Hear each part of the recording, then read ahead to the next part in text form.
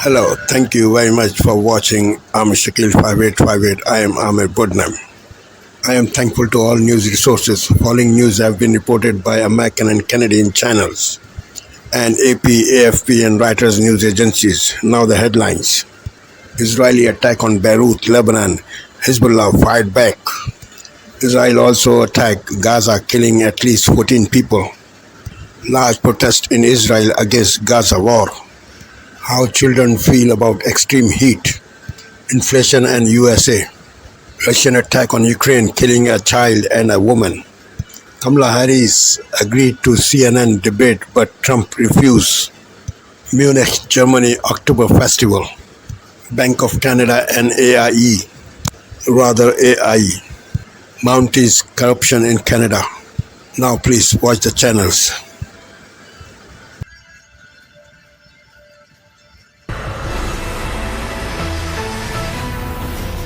Phil Lipoff today on ABC News Live Weekend. With less than 2 months to Election Day, former President Trump is rallying down in North Carolina, and Vice President Kamala Harris says she's ready to debate again. We are on the campaign trail with the latest for you. Got weekend plans? We've got your full forecast on this beautiful last day of summer so that you can get out there and have some fun. And the deputy music editor at Rolling Stone joins us as we celebrate Hispanic and Latin American Heritage Month. The most exciting scenes and game-changing stars in the music industry this hour.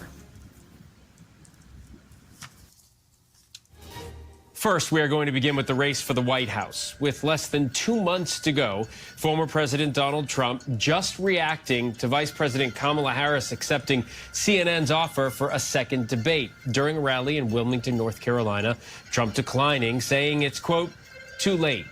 This comes as Harris focuses her message on reproductive rights. Let's bring in ABC News senior congressional correspondent Rachel. Tonight, campaign battleground. Donald Trump rallies in North Carolina as controversy engulfs his hand-picked candidate for governor. As Harris's fundraising triples Trump's. I'm Nicole Gillian in Wilmington, North Carolina, where former President Trump makes another pitch to voters in this pivotal battleground. Will he consider another debate before the election? Also tonight, missiles, rockets, and artillery shells fly over the Israel-Lebanon border. I'm Chris Livesay in Tel Aviv, where tensions are boiling over a possible full-blown war with Hezbollah. Plus, this California store's answer to retail theft. I'm Elise Preston in Los Angeles, where one store is locking up nearly all its product as a surge in crime hits stores nationwide. Powering up, why the AI boom is giving the 3 Mile Island nuclear plant new life. On this last day of summer, snow in the forecast. We'll tell you where. And later, taking the lid off Tupperware. This is Tupperware. Why the party was good until it was over.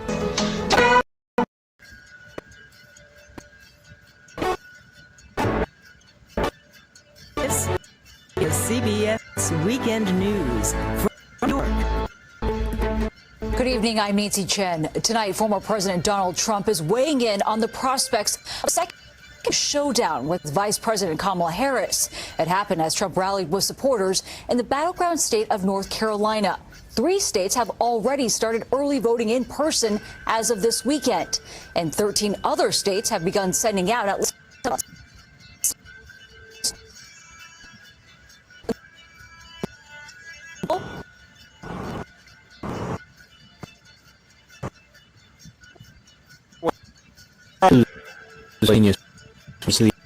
maybe other things too, as far as I know. Fabulous show, Making Money with Charles Payne. Charles Payne, God forbid if Kamala Harris is elected president, what will happen to our economy? What will happen to the middle class? Mark, I think it'll be an extension of what we've experienced for the last almost 4 years, and it's a bifurcated economy, one in which big government means big profits for large corporations and pain and agony for everyone else. Let me give you an example. Disposable household income after you pay off all your bills was the lowest ever. The Biden and Harris administration, they inherited that. That's up 20% since then. Real weekly wages that means taking into account inflation. When Biden came into office under Trump, it was $393. Now it's $368. We're going in the wrong direction. They flooded the economy with a whole lot of money as they took a whole lot of control, and that's how they do it. You use a combination of rhetoric. We're going to do this, we're going to do that. Hey, by the way, we're also going to help you out we're going to give you $1 trillion. Well, essentially, they know that that money is going to pass through the hands of folks really quickly and ultimately just go to the bottom line of the 1% and corporations. I see more of the same except worse, because a Harris victory will be taken as a mandate to go full steam ahead with the Green New Deal. Will be seen as a mandate to go full steam ahead with picking winners and losers in the economy. Will be seen as a mandate, and this is the scariest part of all of this, to extinguish the animal spirits of America. Let's bring in Alexi McCammon, MSNBC political analyst and host of In Sync with Alexi podcast. And Dasha is back as promised as well. So, Alexi, first quick question. Any conventional wisdom out there on whether a second debate would help the Harris camp more than Trump? Or do you think both need a second debate, notwithstanding what Donald Trump has just said behind the podium, behind Dasha where she stands, that he's not going to do another debate? Can I ask Carolina? I think the confidence each campaign has in their abilities to pull off a second debate is proven in who has accepted CNN's invitation to do a second debate. So far, that is only Vice President Kamala Harris. Donald Trump continues to, it seems like, rule out the idea that he would do another debate, saying he's already debated President Biden and now Kamala Harris. Something like 67 million people tuned into the first debate. So that matters. But then when you look at the polls and whether or not each candidate got a bump afterwards, they didn't really change much because of that single debate. So I think when you're thinking about the campaign getting an advantage in polls, it's not really going to matter. But of course, she could always expand on really just showing what a tough leader she would be against Trump. But people already saw that in the first debate. So let's talk about Mark Robinson, who refuses to drop out of North Carolina's gubernatorial race amid the reports he made lewd comments on a porn site over 10 years ago and called himself a black Nazi who wanted slavery reinstated. Look, Robinson denies the reports. Usually down ballot races don't affect the presidential vote. Does it feel different in a critical state, Alexi? Yeah, I mean, it's not only making North Carolina the single most important swing state in the presidential election, but to your point, we could see a situation in which those down ballot races for Senate, for governor, could have negative impacts on Trump. Those down ballot abortion initiatives in other states, those will also, they have the potential to have a negative impact on Trump because they are a reminder to voters of how all of these things got started with Trump setting off in motion the overturning of Roe v. Wade. So, you know, I certainly think that that won't help him either. But Mark Robinson is a liability for Trump in so many ways, even though he denies these past comments. And the Trump campaign knows it because they are not allowing him to join the rally today and don't want him near Trump himself. Yeah, no, point well taken. Dasha, presidential historian Larry Sabato, who's famous for his election predictions, said the North Carolina governor's race has now changed from leaning Democrat to likely Democrat. Given these prospects, will Robinson feel any pressure from the Trump camp to drop out? Well, look, we already know that folks in the Trump campaign and the former president's Republican allies have been urging Trump to rescind his endorsement of Robinson. I think that alone says.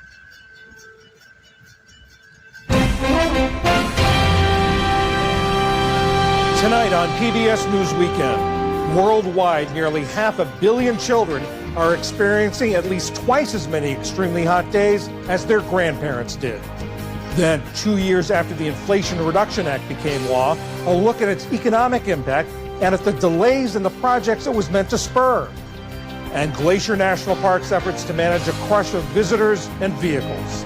Glacier is a very special place. It's natural that people want to come here, but if there's too many people in the park, then the park experience becomes one that just won't be enjoyable. Good evening, I'm John Yang. Israel conducted military operations on two fronts today, Gaza and Lebanon. In Lebanon, an airstrike in a Beirut suburb killed at least 37 people, including 3 children. Hezbollah also confirmed the death of another senior military official and 16 other members. Across southern Lebanon, Israel said it struck about 180 Hezbollah targets, including rocket launchers, after signs the group was about to fire more rockets and drones into Israel. In Gaza, 22 people were killed in an airstrike on Gaza City. Israel says they were targeting a Hamas command center. The Gaza Health Ministry says the strike hit a school-turned-shelter and killed mostly women and children. A missile from the plane hit us, and another missile. We saw the whole world covered with smoke and stones, and we saw people and children cut up, and a person without a head, all of which were scenes that broke our hearts. What should we do? What is our fault for this to happen to us? The Health Ministry, which does not distinguish between civilians and fighters, reports that at least 41,000 Palestinians have been killed since fighting began on October 7th. In central Ukraine, a Russian missile strike killed 3 people. The regional governor said the victims were a 1-year-old boy and 2 elderly women. Ukrainian forces aren't backing down even as they prepare for the 3rd winter of the conflict. More than 100 of their drones hit an ammunition depot in southwestern Russia, triggering evacuations in the area. Vice President Harris says she's accepted CNN's invitation for a second debate with Donald Trump on October 23rd, saying on social media that she hopes the former president will join her. But at a rally today in North Carolina, Trump said it was too late for another debate because voters are already casting ballots. Now she wants to do a debate right before the election with CNN because she's losing badly. You know, it's like a fighter. She sees the pulse. She sees what's happening. She's losing badly, but it's like a fighter who goes into the ring and gets knocked out. The first thing he says is, I want a rematch. I want a rematch. New filings show the Harris campaign raised $257 million in August, compared with the Trump campaign's $85 million that month. And in Munich, today was the beginning of Oktoberfest, considered to be the world's largest folk festival. The official opening was heralded by the city's mayor tapping the first keg. Thousands of people had lined up before dawn to claim tables inside big tents where pretzels and beer were served. Oktoberfest dates back to an 1810 celebration of a royal wedding.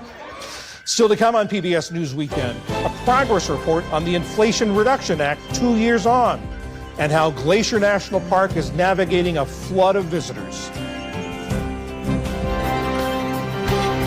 This is PBS News Weekend from the David M. Rubenstein studio at WETA in Washington, home of the PBS News Hour, weeknights on.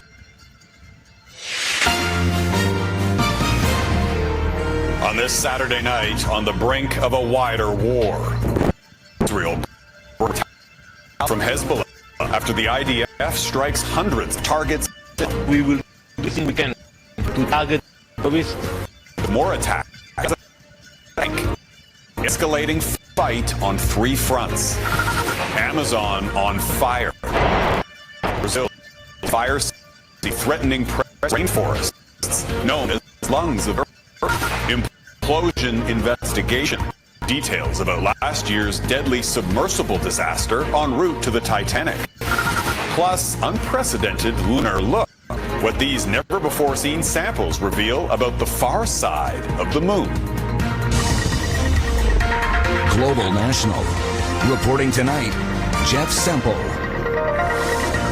Good evening and thank you for joining us. We begin with fears the Middle East is teetering on the brink of a full-scale war. Tonight, Israel is canceling large gatherings and enforcing public restrictions ahead of an expected retaliation from Hezbollah. The Iran-backed Lebanese militant group was hit hard this week. Yesterday, Israel launched its largest strike on Beirut since the war in 2006. 2 top Hezbollah commanders were killed along with dozens of others. Lebanon's health ministry says at least 37 people are confirmed dead, including children. More are still missing as crews search now leveled 8-story building in a densely populated neighborhood. The Bank of Canada says there is a lot of uncertainty around how artificial intelligence will affect the economy moving forward.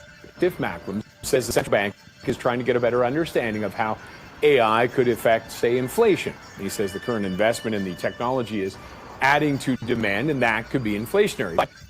Long-term effects on labor productivity, living standards, and employment are unclear. Joining me now is Carmi Levy, our tech analyst. Carmi, thanks as always for joining us. Great to be with you, Roger. Thanks for having me. It's interesting that we have the Bank of Canada looking at AI and the impact it will have on the economy. Are we approaching? I'm trying to remember what it was from Schwarzenegger's movies. Yeah, the singularity, or the robots and the machines have taken over. I don't think we are, but I think this is an important milestone all the same. I mean, I was kind of wondering what was taking them so long. You have the very epicenter of fiscal policy in this country, and they've been fairly quiet about AI for the past almost 2 years. So, that moment where ChatGPT was first released to the public in late 2022, that was when it really sort of hit our radar, and everyone started not only talking about it, but rolling up their sleeves and playing with the tools and figuring out how it would affect their lives, their businesses, society in general. And so I would have hoped that the central bank would have had some kind of official comment earlier than now. We shouldn't have to flail for a couple of years before our policymakers weigh in. But I'm glad that Mr. Macklem finally did. And I think he's asking the right questions.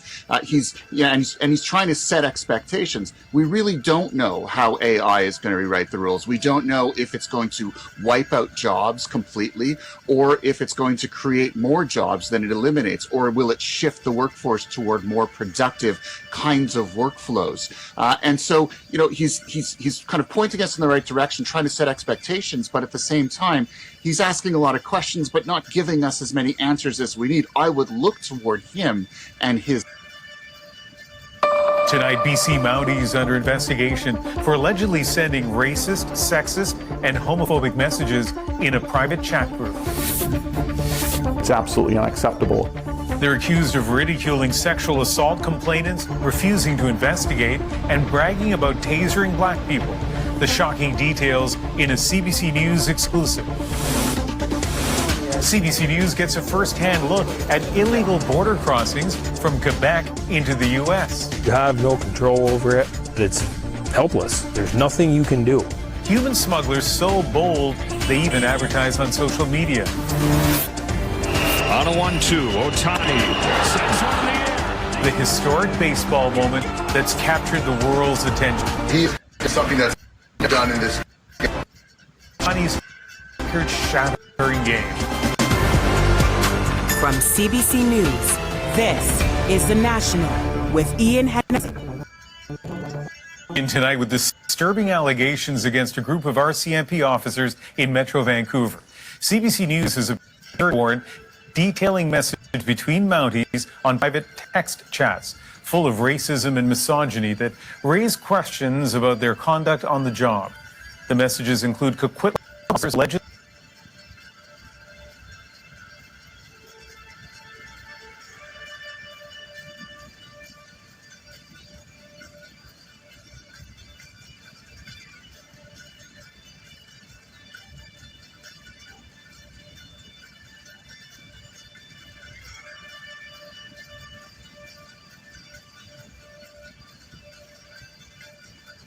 Thank you for sparing your precious time. This is Amir Shakil. Have a good life. Bye-bye.